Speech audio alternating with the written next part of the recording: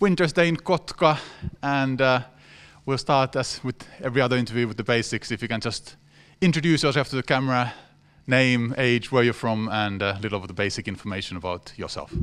Okay. I can hold the mic. Oh. Right. Well, my name is Flenard, Whitfield. I'm 31 years old, from Detroit, Michigan. And, I play for KTP-Basket, and I played in the league a few years ago for Korisliiga-Basket, and won a championship.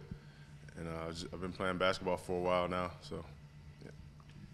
31 years, that's, you're not an old person yet. You're experienced, but not old. No, yeah. But it must have been quite a few years ago when you first picked up basketball. What's your earliest memory of picking up a basketball and thinking that's a nice little bouncy thing that you like to play with? Well, one of my earliest memories is actually, it was actually a game. I can't remember too far when I first picked up a basketball, but I can tell you when it was a youth game. I was had to be my first year playing, and I actually the first time I touched the ball, me and my sister were actually teammates. It was a co-ed league, and the first time I actually touched the basketball, I actually ran down the court with the basketball without dribbling. And it was one of those things as a child, I was confused because I felt like I did good because I got down at the other end. I didn't make the basket, but I got down there without getting the ball taken away. And then I looked over at my mom, and she just screaming at me, like, "Dribble the ball, baby! You gotta dribble that ball!" And I'm like, "Dribble the ball!" And I looked, and one of the dudes took the ball from me and started dribbling down the court. I was like, "Oh, dribble the ball, okay." So it wasn't like American football where you just grab the ball and run for the touchdown. Nah, I mean, I felt like that was what I was supposed to do. I knew I was supposed to get that ball and do something with it the other way. But I feel like after that, it was just the love of the game just became something normal for me because my mom played basketball, my sister played before me, so it's just one of those things that just continued on. Runs in the family, eh? Yes, yeah. And how about then? Of course, when you're young, you play for fun most of the time. So when was it that you sort of started to take it more seriously, or sort of thinking this as a competitive sport? Well, for my mom and my family, it was serious from the start. So it got to the point where they if I weren't performing at a certain level, they would have to tell me like, if you're gonna play this game, you gotta take it serious. Like you gotta work out. You gotta go to the gym every day. You gotta catch up to your sister because your sister is at this point. But I would say it got competitive for me after in my early elementary days, and I started realizing that it's more than just it's a fun game. It's always gonna be a fun game, but if you want to win, you gotta do this and that. You gotta do the extras, and you just gotta go above and beyond.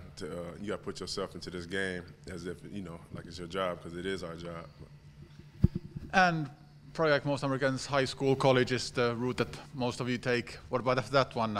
Where did you venture first after those school years? Well, actually, after I played my fourth year college basketball, I actually tried out for football, American football, because I always played two sport. I was a two-sport athlete. And of course, your first game when you run without dribbling to the end zone. Yeah, no, it was actually an introduction hit from another player, one of the strongest players on the team. So it was a little bit different. But I played American football for a year, and things didn't go too good. I actually got an injury that kept me out. But after that, I decided, I actually tried out for some college combines for an NFL. Things didn't work out, but it was one of those things. Afterwards, I talked to my parents, I talked to my mom, my sisters, and I was like, I tried the football thing, it didn't work. I should have did it out of high school. It's time to go back and hoop. I found an agent, and like less than 3 days after the combine, he found me a job in Australia to play in summer ball, which is spring for them. And at the time, I was a little bit overweight because I was coming straight off of a football field. But they took me in with open arms. They understood my situation. They welcomed me, and it was an experience playing that far away from home for the first time overseas, and it was just an experience. And of course, you've played quite a few years since then abroad. What has it given you as a person? As a player, of course, you play, and that's a basketball. The game is pretty the same in every country. But as a person, how have you changed or developed during those years that you've been abroad playing basketball? Oh man, I tell anybody, basketball is taking me places I would never thought I would be able to go. I was coming from Detroit, Michigan. It's it's a big city, but it's just it's not as diverse as anywhere else, you know. And my first stop out of Australia, just seeing those different people and seeing how they act and the food they eat and how they go about their days, it was an experience for me. But over the years, it's just overall growth because you know you're by yourself all the time. You're with new teammates every year. You're seeing different people, different languages, and you know if like either you stick to yourself and stay isolated, or you know you try to pick up on new things to adjust. So I was one of those people that try to pick up on new things to adjust, try to pick up on the language, try to eat some of the food. So it was an experience, and it still is. And of course, this is already your second time in Finland. I said you won the championship with KTP-Basket a few years ago, and now in Kotka. And you mentioned food and stuff and culture. Is Finnish culture, food, the way you're living here, something that you enjoy? I mean, you've come back here, so you must enjoy it at some level. Yeah, I love the Finnish. I love the Finnish way. I love Finnish people. I haven't really ventured out to the Finnish food as much as like I should, but. I've heard I wasn't missing much. I don't want to offend nobody, but I heard I wasn't missing much. But the food is not too much different from the States. Like you go to a grocery store, you get your chicken and ground beef and stuff like that. So, but I'm still trying to grow out of stuff. Maybe Ramo or these guys can show me some stuff about the Finnish food, but I barely see these guys eating Finnish food. So it's like. So you don't have very good teachers as teammates for Finnish food, then? Nah, they're not really trying to, push me to eat that stuff like that. So, but I love the culture here.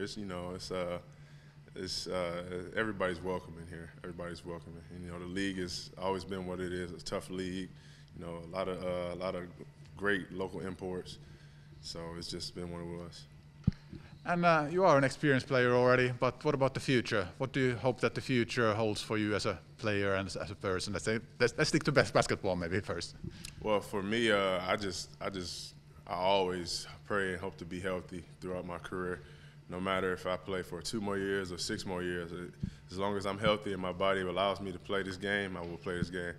And the older and older I get, I get more younger teammates, and it's becoming more of like, more than just basketball for me because, I'm getting some of these guys, they're coming like as rookies, sophomores, and it's almost like I'm more of a teacher than just a teammate. So, it's just one of those things. I just want to keep growing as a teammate, as a player, as a person. And of course, once again, another COVID season going on at the moment. The games have just about started again now. How is it for yourself to be playing without a crowd? Well, to be honest, I think last night's game for me was the first time without a crowd because I didn't play half the season last season in a different league, and when I came back, they actually had fans for like the first time.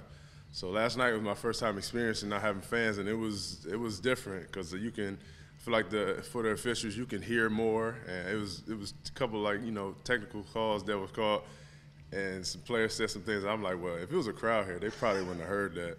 No. And you can hear the coaches yelling more. You can hear players, saying what they're saying, and it was a different feel. But I could say it's more like practice, but it wasn't because that game counts, and the rest of these games will count with fans or without fans. So it's definitely a different feel. So. And in the end, as I said, no fans at the moment, but what sort of words and messages you want to send to the fans who are, of course, at the moment still forced to watch the games on TV, fans of your own team and Finnish basketball in general? Yeah, I mean, just stay safe. Just stay masked up, stay safe, just like we're going to do. You can't support us from watching TV, please do.